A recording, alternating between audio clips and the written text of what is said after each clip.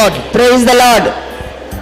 How many people got healed? Lift your hands up. எத்தனை பேர் நான் இப்போ இந்த ஜெபத்துக்கு பிறகு நான் உடம்புல உணர்றேன், சுகத்தை உணர்றேன். How many people got healed? Lift your hands up. கையை தூக்கி ஆண்டவரை மகிமைப்படுத்துவோம். எத்தனை பேர் ஆண்டவர் வந்து நம்ம தொட்டிருக்காரு? No. Lift your hands up, please. கையை தூக்கி காட்டுங்க. ஆண்டவர் என்னை தொட்டு Those who got healed, lift your hands up. எல்லாம் சோமானவங்க எல்லாம் கையை வைத்து காட்டுங்க. Keep your hands up, please. அப்படி வைங்க. Say this, Lord Jesus. ஆண்டவர் இயேசுவே, thank you for healing me. என்னை குணப்படுத்தியதற்காக உமக்கு நன்றி. Lord Jesus. ஆண்டவர் இயேசுவே, thank you for teaching me. எனக்கு நீர் கற்றுக் கொடுத்ததற்காக நன்றி. How to believe. எப்படி நம்ப வேண்டும் என்று கற்றுக் கொடுத்ததற்காக உமக்கு நன்றி. Come on, give the Lord a big hand of praise. Come on. ஆண்டவருக்கு கரங்களை தட்டி அவரை போற்றுவோம். Hallelujah. Hallelujah, Hallelujah. Hallelujah, Hallelujah. Hallelujah. So do you believe your hands are anointed? இப்போ எல்லாம் நம்புறீங்களா? உங்க கரங்கள் எல்லாம் ஆண்டவர் அருள் பொழிவு செய்திருக்கிறாருன்னு நம்புறீங்களா? Did your neighbor get healed? உங்க பக்கத்துல இருக்கவங்க சுகம் கிடைச்சதா? Praise the Lord. Praise the Lord. Hallelujah. Hallelujah. So are you ready to change your thinking? இப்போ எல்லாரும் உங்களுடைய சிந்தனையை மாத்திக்கிறதுக்கு தயாரா இருக்கீங்களா? Are you ready to change your mold? உங்க மோல்ட் அந்த வடிவத்தை மாத்திக்கிறதுக்கு தயாரா இருக்கீங்களா? So whenever a person is saying I have faith, எப்பலாம் ஒருத்தங்க எனக்கு விசுவாசம் இருக்கு அப்படின்னு சொல்றாங்களோ, he is speaking about things that are unseen. அவங்க கண்ணால் காண முடியாத காரியத்தை குறித்து அவர்கள் பேசுகிறார்கள். Do you believe somebody is sitting beside you? உங்க பக்கத்துல பின்னால யாராவது உட்கார்ந்துருக்காங்கன்னு? உன் பக்கத்துல யாராவது உட்கார்ந்துருக்காங்களா? இங்க உன் பக்கத்துல யாராவது உட்கார்ந்துருக்காங்களா? No. இல்ல.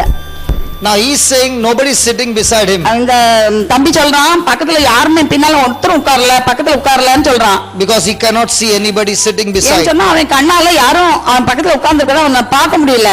How many of you believe Jesus is here? எத்தனை பேர் நம்புறீங்க ஆண்டவர் இயேசு இங்க வந்திருக்கிறாரு, இந்த இடத்துல இருக்கிறாருன்னு? Okay. How many of you believe Satan is here? எத்தனை பேர் நம்புறீங்க சாத்தான் இங்க வந்து உட்கார்ந்துருக்கானே?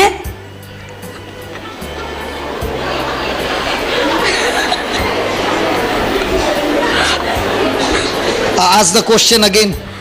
திருப்பியும் கேள்வி கேக்குறேன் நானு.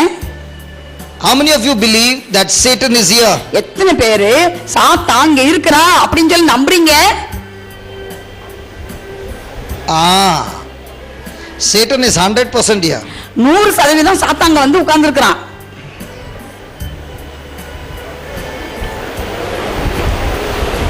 Now the Bible says in Mark chapter 4, mark சுவிசேஷம் 4வது அதிகாரத்திலே பைபிள்ல இவ்வாறு சொல்லப்பட்டுள்ளது. verse number 15. 15வது 4:15 மார்க் 4:15ல வழியோரம் விழுந்த விதைகளுக்கு ஒப்பானவர்கள் வார்த்தையை கேட்பார்கள், ஆனால் அதை கேட்டவுடன் சாத்தான்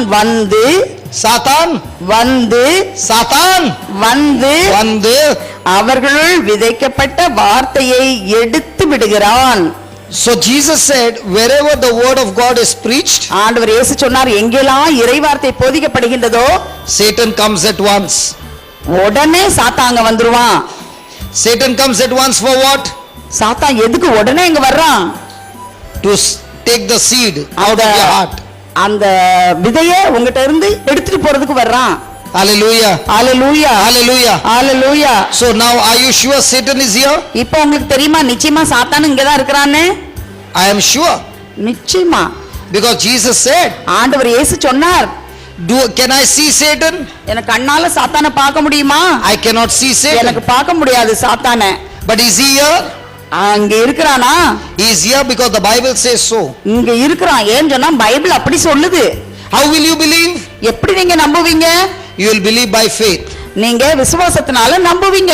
So when you say I believe by faith, விசுவாசத்தினால் நம்புகிறேன் என்று நீங்கள் சொல்லும்போது, I say I can't see it, நான் சொல்றேன் என் கண்ணால நான் பார்க்க முடியாது, I can't touch it, என்னால தொட முடியாது, I can't feel it, என்னால உணர முடியாது, I can't hear it, என்னால கேட்க முடியாது, I can't smell it, என்னால நுகர்ந்து பார்க்க முடியாது, I can't taste it, என்னால ருசி பார்க்க முடியாது. but yet ஆனாலும் because the Bible says so, Bible இவ்வாறு சொல்வதினால் I choose to believe it. நான் பைபிள் சொல்வதை நம்புவதற்கு தேர்ந்து கொள்கிறேன். That is called faith. அதுதான் விசுவாசம். Now, are there angels over here? இங்க வானதூதர்கள்லாம் இங்க இருக்கிறாங்களா? வானதூதர்கள்லாம் இங்க இருக்கிறாங்களா? How do you know? எப்படி தெரியும்? How do you know? எப்படி தெரியும் உங்களுக்கு? How do you know? எப்படி தெரியும் உங்களுக்கு? Because Psalms 91 says God has put his angels charge over you. திருப்பாடல் 91 இவ்வாறு நாம் வாசிக்கின்றோம். உங்களை காக்கும்படி ஆண்டவர் தம் தூதருக்கு உங்களை குறித்து கட்டளையிட்டுள்ளார் என்று. Hallelujah. Hallelujah. Hallelujah. Hallelujah. Can you see the angels? கண்ணால வானதூதர்களை பார்க்க முடியுமா? I can't see the angels. என்ன பார்க்க முடியாது அந்த But are வானதூதர்களை. they here? ஆனா அவங்க இங்க இருக்காங்களா? I am 100% sure they are here. நிச்சயமா 100% அவங்க இங்க இருக்கிறாங்க. Because God has put angels in charge of everybody. ஏனென்றால் நம் ஒவ்வொருவருக்கும் ஆண்டவர் நம்மை காக்கும்படி தன்னுடைய தூதர்களை அவர் நியமித்துள்ளார்.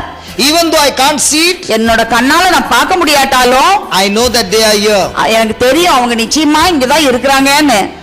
Once, many years back, கொஞ்சம் வருஷங்களுக்கு முன்னால ஒரு தடவை I was teaching a Bible class. நான் வந்து ஒரு பைபிள் கிளாஸ்ல சொல்லி கொடுத்துட்டு இருந்தேன். So there was a student who was studying in the college. அப்ப காலேஜ்ல படிக்கக்கூடிய ஒரு மாணவி அங்க இருந்தா.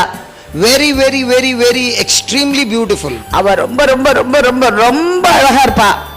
And she had a big problem. அவளுக்கு பெரிய ஒரு பிரச்சனை இருந்தது. Because she was too beautiful, அவ ரொம்ப அழகா இருந்ததனால many boys wanted to abuse her. நிறைய ஆண்கள் வந்து பையங்க வந்து அவளை மோசமாக பயன்படுத்த எண்ணினார்கள். So she was staying in a place அவ ஒரு இடத்துல தங்கி இருந்தாள்.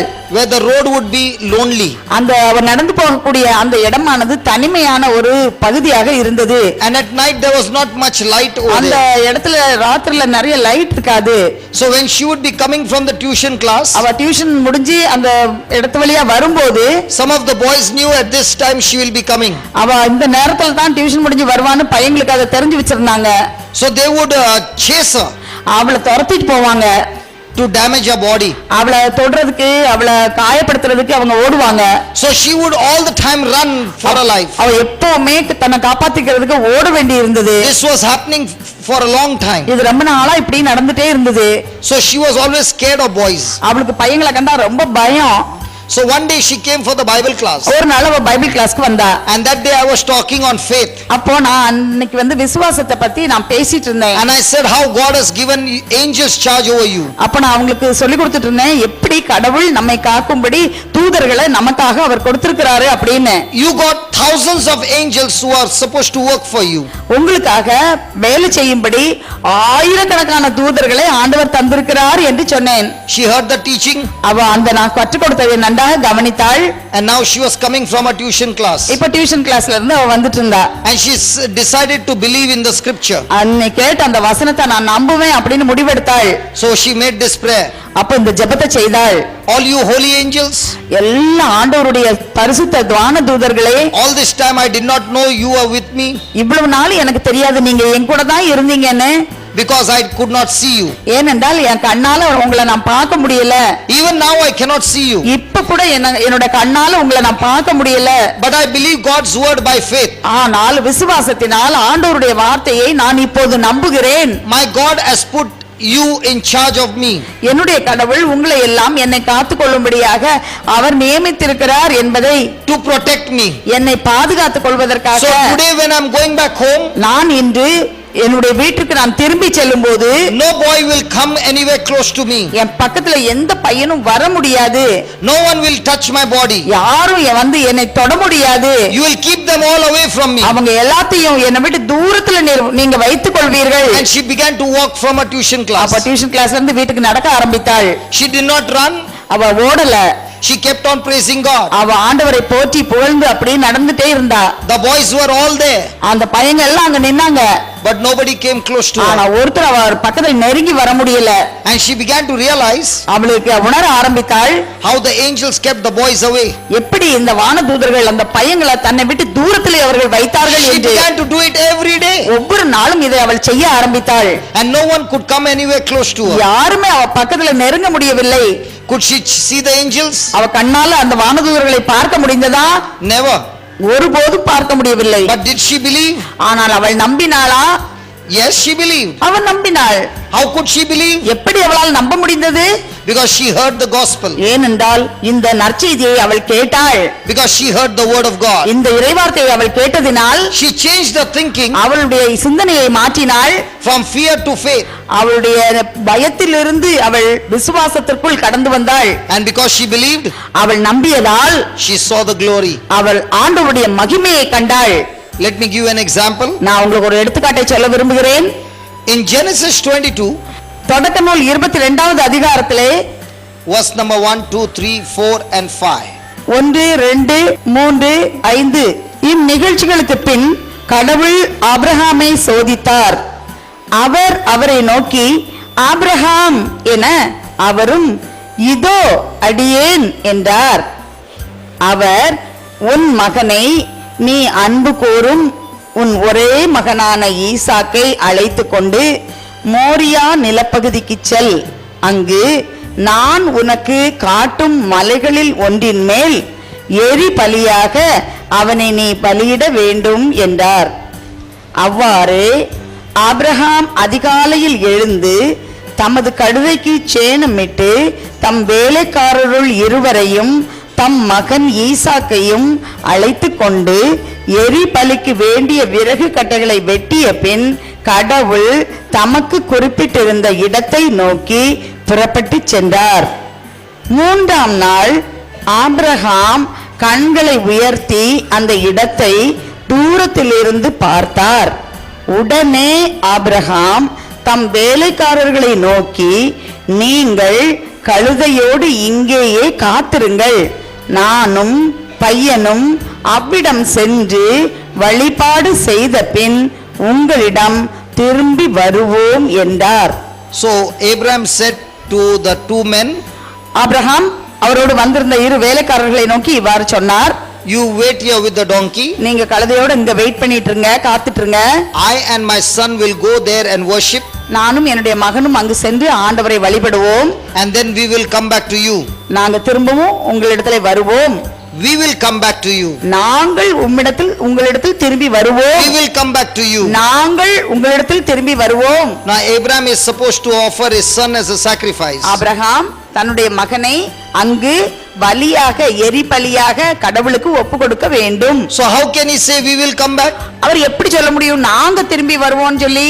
He should have said I will come back. அவர் என்ன சொல்லிருக்கணும்? நான் திரும்பி வருவேன் சொல்லிருக்கணும். But he says we will come back. ஆனா அவர் சொன்னாரு நாங்கள் திரும்பி வருவோம். Why is he saying we will come back? ஏன் நாங்கள் திரும்பி வருவோம் சொன்னாரு? faith. See, whenever you say faith, எப்போலாம் நீங்க நம்பிக்கை விசுவாசம் சொல்றீங்களோ, it should always come through the promise of God. அது எப்போதும் ஆண்டவருடைய வாக்குறுதியின் வழியாக வர வேண்டும். Without the promise of God there is no faith. ஆண்டவருடைய வாக்குறுதி இல்லாமல் விசுவாசம் இல்லை. So which promise of God did Abraham believe? Abraham ஆண்டவருடைய எந்த வாக்குறுதியை அவர் நம்பினார்? He said we will come back. அவர் சொன்னார் நாங்கள் திரும்பி வருவோம். He has already made a mold. அவர் ஏற்கனவே அங்க ஒரு வடிவம் அமைத்துக் கொண்டார். And in the mold he is saying we will come back, we will come back, we will come back, we will come back, we will come back. அந்த மோல்டுல அவர் என்ன சொல்லிட்டே இருந்தாரு? நாங்கள் திரும்பி வருவோம், நாங்கள் திரும்பி வருவோம், நாங்கள் திரும்பி வருவோம், நாங்கள் திரும்பி வருவோம், அப்படி சொல்லிட்டே இருந்தாரு.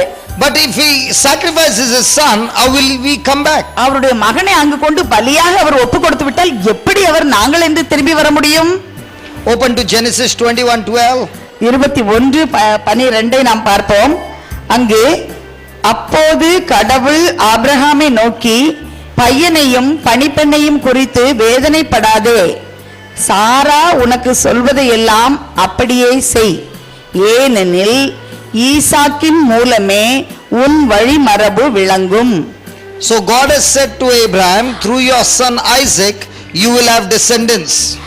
ஆண்டவராகிய கடவுள் ஆபிரகாமிடம் இவ்வாறு சொல்லியிருந்தார், உன் மகனாகிய ஈசாக்கின் வழியாகத்தான் தலைமுறைகள் தோன்றும் என்று. So if Isaac is supposed to be a father, ஈசாக்கு ஒரு தந்தையாக வேண்டுமென்றால், and through Isaac descendants are supposed to come, ஈசாக்கின் வழியாகவே தலைமுறைகள் தோன்ற வேண்டும் என்றால், even if I kill my son, நான் என்னுடைய மகனை கொண்டு போட்டாலும், even if I sacrifice my son, என்னுடைய மகனை நான் எரிபலியாக ஒப்பு கொடுத்தாலும், God has to keep his promise. ஆண்டவர் அவர் சொன்ன வாக்குறுதியை நிச்சயமாக அவர் அதை கடைபிடிக்க வேண்டும். And if God has to keep his promise, ஆண்டவர் தன்னுடைய வாக்குறுதியை அப்படியே செயல்படுத்த வேண்டும் என்றால், even if my son is dead, என்னுடைய மகன் அவ்வாறு இறந்து போனாலும் God has to make him alive ஆண்டவர் நிச்சயமாக அவனுக்கு உயிரை கொடுக்க வேண்டும். for the promise to be fulfilled. அவர் கொடுத்த வாக்குறுதி நிறைவேற வேண்டும் என்றால், That is called faith. அதற்கு பெயர்தான் விசுவாசம். Are you with me? எல்லாரும் சொன்னதை கவனிச்சீங்களா? புரிஞ்சுதா? So in the same way, அதே போலத்தான் if you want to see anything manifested in your life, உங்கள் வாழ்க்கையிலே ஏதாவது வெளிப்பாடாக நீங்கள் பார்க்க நினைத்தால், you must have the promise of God, நீங்கள் ஆண்டவருடைய வாக்குறுதியை எப்போதும் வைத்திருக்க வேண்டும். and based on that promise you must make a mold, அந்த வாக்குறுதியின் அடிப்படையில் நீங்கள் ஒரு வடிவத்தை உங்கள் சிந்தனையில் ஏற்படுத்திக் கொள்ள வேண்டும். and based on that promise you must act on the word of God. அந்த வாக்குறுதியின் அடிப்படையிலே நீங்கள் செயல்பட வேண்டும். Then it will work. பின்பு அது வேலை செய்யும். So we will just make a mold now. இப்ப நம்ம எல்லாரும் ஒரு வடிவத்தை ஏற்படுத்துவோமா? Mould உண்டாக்குவோமா? We will see the power of God in this place. ஆண்டவருடைய வல்லமை இந்த இடத்திலே இறங்கி வருவதை நாம் காண்போம். How many of you want to experience the power of God? எத்தனை பேர் நான் ஆண்டவருடைய வல்லமையை நான் அனுபவிக்க வேண்டும் என்று விரும்புகின்றீர்கள்? How many of you want to experience? எத்தனை பேர் ஆண்டவருடைய வல்லமையை நான் அனுபவிக்க வேண்டும் என்று நாம் விரும்புகின்றீர்கள்?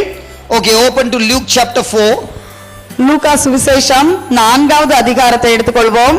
and verse number 18. 18வது வசனத்தை நாம் எடுத்துக்கொள்வோம். The spirit of the Lord is upon me, ஆண்டவருடைய ஆவி என்மேல் உள்ளது, and God himself has anointed me. ஏனெனில் அவர் எனக்கு அருள் பொழிவு செய்துள்ளார். See that the spirit of the Lord is upon me. எல்லாரும் சொல்லுங்க, ஆண்டவரின் ஆவி என்மேல் உள்ளது, ஏனெனில் அவர் எனக்கு அருள் பொழிவு செய்துள்ளார். Now we are going to say this prayer, this word, நம்ம இந்த வார்த்தையை சொல்ல போறோம்.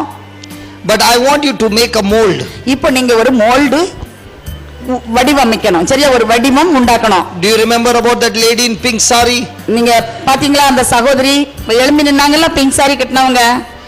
This morning when she came, அவங்க காலையில இங்க வரும்போது she did not even think that her hands can heal somebody. அவங்க கை மத்த யாரையாவது குணப்படுத்தும் அப்படின்னு சொல்லி அவங்க நினைச்சிட்டு காலையில வந்தீங்களா? நீங்க அப்படி நினைக்கவே இல்லை அவங்க. But when she heard the word, அப்போ இறைவார்த்தை அவங்க கேட்டாங்க. she quickly made a new mold, அவங்க ஒரு புது mould உண்டாக்குனாங்க. and she said, Lord Jesus, I choose to believe. ஆண்டவர் இயேசுவே, நான் நம்புவதற்கு நான் தேர்ந்து கொள்கின்றேன் என்று சொன்னாங்க. And the moment she believed, அது எந்த நிமிஷத்துல நம்பினாங்களோ the power of God began to flow. ஆண்டவருடைய வல்லமை அவங்க கரங்கள்ல பாய்ந்து வந்தது. In the same way, அதே மாதிரி தான் now you must make a mold. நீங்க இப்போ ஒரு மோல்டு உண்டாக்கணும். What will be your mold? உங்க மோல்டு எதாக இருக்கும்? The spirit of God is upon you. ஆண்டவருடைய ஆவி என்மேல் உள்ளது. It's not that the spirit of God will come upon me. ஆண்டவருடைய ஆவி மேல வரும், அப்படி இல்ல. The spirit of God is in me. ஆண்டவருடைய ஆவி எனக்குள் இருக்கிறது. Are you understanding the difference? புரிஞ்சுதா ரெண்டுக்கு வித்தியாசம்? ஆண்டவருடைய ஆவி மேல இருந்து வர்றது, ஆண்டவருடைய ஆவி என்னல இருக்குது. Most of the time my mold is God will give me the Holy Spirit. நிறைய நேரம் நம்ம மோல்டு எப்படி இருக்குது? ஆண்டவர் எனக்கு ஆவியை தருவார், ஆவியை தருவார், அப்படி இருக்குது. No, it's not that way. அப்படி இல்ல, அது மாதிரி கிடையாது. Because you believe in Jesus, நீங்கள் ஆண்டவர் இயேசுவிலே நம்பிக்கை வைக்கின்றீர்கள். the spirit of God is upon you. ஆண்டவருடைய ஆவி உங்கள் மேல் இருக்கிறார். And who is this Holy Spirit? இந்த பரிசுத்த ஆவியானவர் யார்? Who created the universe? இந்த உலகம் அனைத்தையும் படைத்தவர். Who is this Holy Spirit? இந்த பரிசுத்த ஆவியானவர் யார்?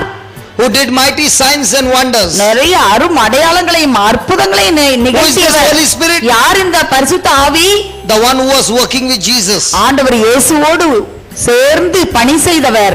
The one who was working with the apostles. திரு தூதர்களோடு வேலை செய்தவர். the same Holy Spirit is upon you, அதே பரிசுத்த ஆவியானவர் உங்கள் மேல் இருக்கிறார். and God himself has anointed you. ஆண்டவர் தாமே உங்களை அருள்பொழிவு செய்துள்ளார். So for the next 10 minutes, அடுத்த 10 நிமிடங்களுக்கு we are going to say the scripture. நம்ம இந்த இறைவார்த்தையை சொல்லப் போகின்றோம். And when we are saying the scripture, இந்த வார்த்தைகளை நாம் சொல்லிக் கொண்டிருக்கும் போது I want you to make a mold. நீங்க ஒரு வடிவம் மோல்டு நீங்க உண்டாக்கணும். I want you to imagine, நீங்க கற்பனை செய்ய வேண்டும். just as the disciples went about doing good, திருத்தூதர்கள் எவ்வாறு சென்ற இடமெல்லாம் நன்மையை செய்து கொண்டு சென்றார்களோ, signs and wonders followed them. அற்புதங்களும் அரும் அடையாளங்களும் அவர்களை தொடர்ந்ததோ, In the same way, அதே போல் you are also going everywhere, நீங்களும் எல்லா பக்கத்துக்கும் போக போறீங்க. speaking about Jesus, ஆண்டவர் இயேசுவை பத்தி பேச போறீங்க.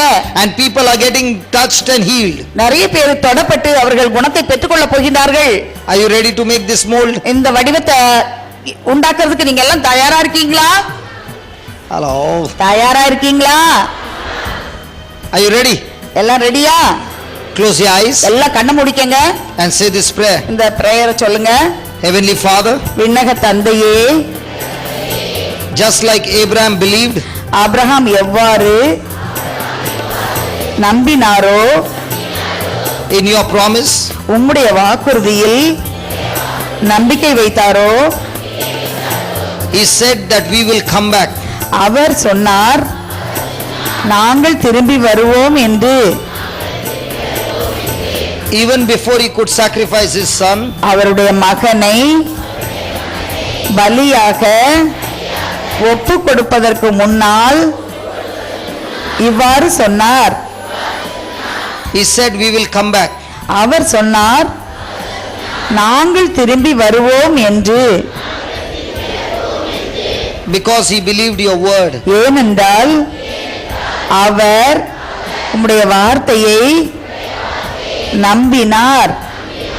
Whatever Abraham believed, ஆபிரகாம் எதையெல்லாம் நம்பினாரோ, and whatever he said, எதையெல்லாம் சொன்னாரோ, it happened accordingly. அதை போலவே அவை நடந்தது. In the same way, Lord Jesus, அது போலவே ஆண்டவர் இயேசுவே, I am also thinking, நான் இப்போது சிந்தனை செய்கிறேன். I am also believing, நானும் நம்புகிறேன். and I am changing my mold. இப்போது என்னுடைய வடிவத்தை மாற்றுகிறேன். According to your word. உம்முடைய வார்த்தையின் படிவே அந்த வடிவத்தை மாற்றுகிறேன். Your spirit is upon me, Lord Jesus. இயேசுவே, உம்முடைய ஆவியானவர் எனக்குள் இருக்கின்றார். I am believing with all my heart. என்னுடைய முழு இதயத்தோடு இதை நான் நம்புகின்றேன். I believe you have anointed me. ஆண்டவரே, நீர் என்னை அருள்பொழிவு செய்துள்ளீர் என்பதை நம்புகிறேன். Because of this anointing, இந்த அருள்பொழிவினால் I am able to live a victorious life. நான் ஒரு வெற்றி வாழ்க்கை வாழ முடிகிறது. I am able to live a holy life. நான் ஒரு தூய வாழ்க்கை வாழ முடிகிறது. I am able to live a obedient life. ஒரு கீழ்ப்படிதலுள்ள வாழ்க்கை வாழ முடிகிறது. I thank you, Jesus. இயேசுவே, நான் உமக்கு நன்றி செலுத்துகிறேன். You have anointed me, நீர் என்னை அருள்பொழிவு செய்துள்ளீர். and your spirit is upon me. உம்முடைய ஆவியானவர் என் மேல் உள்ளார். Thank you, Jesus. நன்றி இயேசுவே, Thank you, Jesus. நன்றி இயேசுவே. Now keep your eyes closed. எல்லாரும் கண்களை அப்படி மூடி வைத்துக் கொள்ளுங்கள். Concentrate on every word ஒவ்வொரு வார்த்தையும் கவனமாக நீங்கள் கேளுங்கள். and begin to think that the anointing of God is already on you. ஆண்டவருடைய அருள்பொழிவு ஏற்கனவே உங்கள் மேல் இருக்கின்றது என்பதை நீங்கள் நம்புங்கள். God is not going to give you, ஆண்டவர் இனிமேல் கொடுக்க போவது இல்லை. but God has given you. ஆண்டவர் ஏற்கனவே உங்களுக்கு கொடுத்து விட்டார். See yourself on fire of God. நீங்கள் உங்களையே ஆண்டவருடைய ஆவியின் அக்கினியிலே நீங்கள் பாருங்கள். See yourself anointed by God. ஆண்டவர் உங்களை ஏற்கனவே அபிஷேகம் செய்ததே கற்பனையில் பாருங்கள். See yourself filled with the power of God.